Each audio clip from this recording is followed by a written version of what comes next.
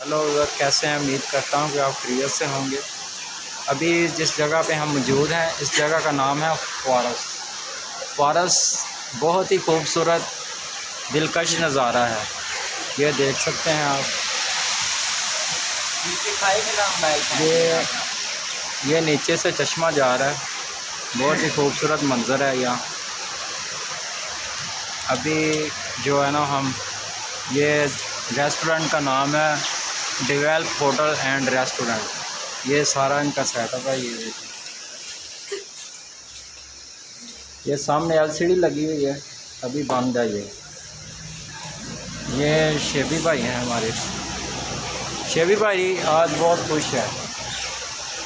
शायद ये सफ़र के लिए खुश है यहाँ मौसम की वजह से। क्या रीज़न है इसकी? रीज़न ये आज मौसम अच्छा कह रहे हैं यार मौसम बहुत अच्छा ज़बरदस्त है।